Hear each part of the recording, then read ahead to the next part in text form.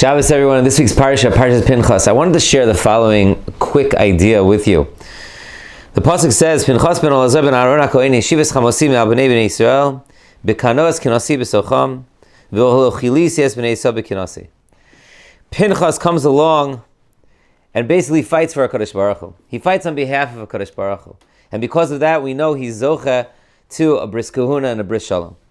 But the language of the pasuk is quite interesting. Because of what Pinhas did, v'lochilisias b'nei Yisrael b'kinasi. Because of what Pinhas did, HaKadosh Baruch Hu didn't destroy Klal Yisrael.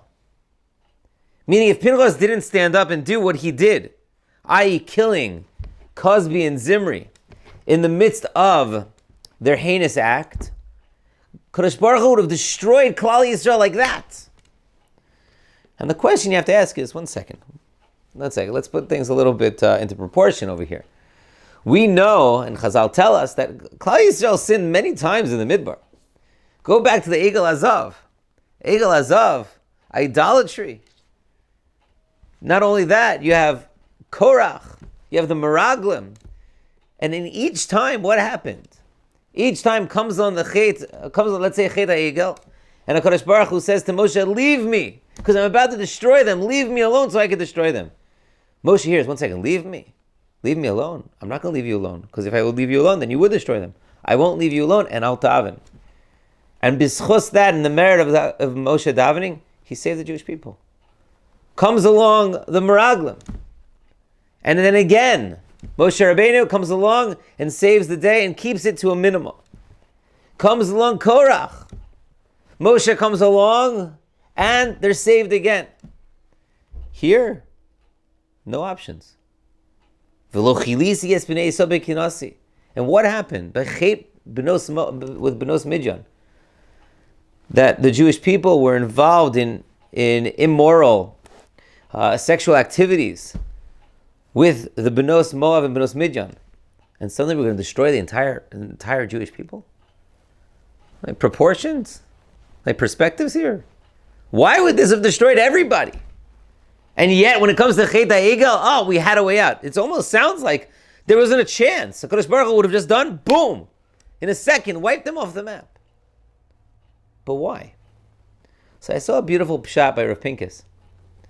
And Rav Pinhas explains, there's one very different aspect about this Aveira that happened here and all the other Aveiras up until this point. Up until this point, the Jews sinned. Yes, there was a chet between them and HaKadosh Baruch Hu, between them and themselves, and between them and HaKadosh Baruch Hu. When you have a sin that happens within the family dynamic, Baruch Hashem, there's an ultimate love that exists. And so we'll move beyond it. We'll always be able to find a way out. But what happens when it's not within the family? What happens when there's a violation and one goes outside the family? What happens when someone goes to a point where literally they violate the beauty of family and leave it and go elsewhere? That's something that can close the door. That's something that can be so destructive in the world. And that's something that Pinhas was able to stop. The sin with Benos Midyan and Benos Moab was beyond. It wasn't between Klal Yisrael, even Ben Adam L'Chaver or Ben Adam L'Makom. It was between the Jewish people and somebody else. You're going to go there? How dare you? You're going to violate our relationship? How dare you? Our relationship will always stand. And it's our relationship that always needs to be protected and respected. I think from this, you see a beautiful idea, which for sure, of course, we understand now the distinction between this chet and the chatam of the past. But it also reminds us of how powerful family and how powerful our relationships with each other needs to be. We're about to start the 3 weeks, which will culminate with Tisha B'Av. The concept of sinas chinam is definitely something that is constantly in our minds. And what we need to make sure is to always breed and to always encourage more and more avas chinam. To love each other. Build the bonds with each other. Never forget that even if somebody upsets you, And even if someone does such a wrong, like a Chet Egel, like a Chet Meraglim, like a Korach, there's always room to forgive. There's always room to move on.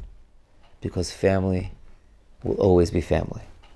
And Be'ezrat Hashem, we should always and continue recognizing that we are all family. Have a good Shabbos.